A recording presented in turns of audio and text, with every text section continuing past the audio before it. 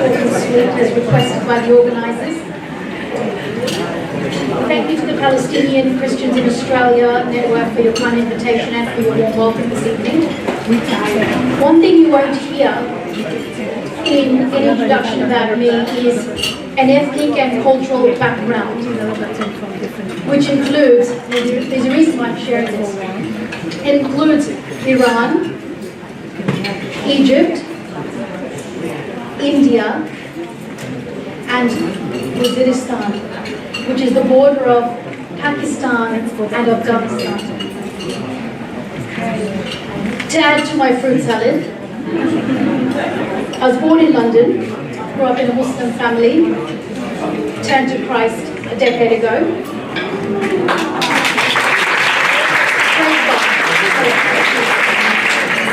Spent the first part of my childhood being raised in Fiji by my Fijian nanny, and then continued to grow up in Australia. I then went on to live in the Middle East for a few years, where I worked for His Highness Dr. Sheikh Ahmed bin Saif Al Nahyan. Now, along my life's journey, I heard the plight of Indians and Pakistanis fighting over Kashmir. I heard the cries of displaced Afghans. I have heard the cries of indigenous Fijians. I have dialogued with indigenous communities in Australia, and also sat with friends over at the Monarchists League in Sydney. When I have met with both sides to conflict, I learned that they both had different experiences, memories, and perception. I believe biblical theology leaves room to live together as neighbours in peace and in unity. I push for peace and humility because when hearing both sides of a conflict, I have been left broken-hearted and devastated by the suffering that has resulted from ongoing and often violent conflict.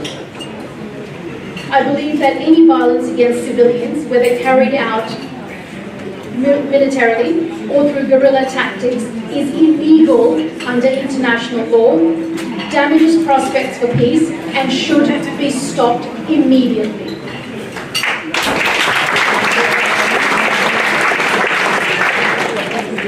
We see now more than ever that there is a crucial need for political change in some nations facing conflict.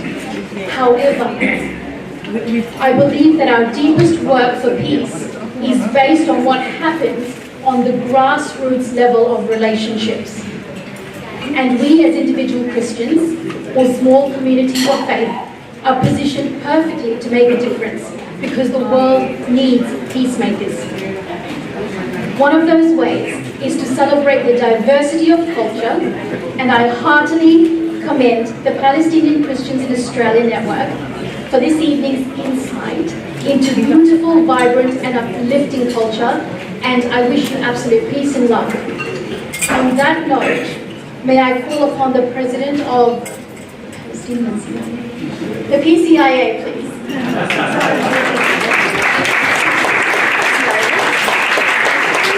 She's calling you up. She's calling you.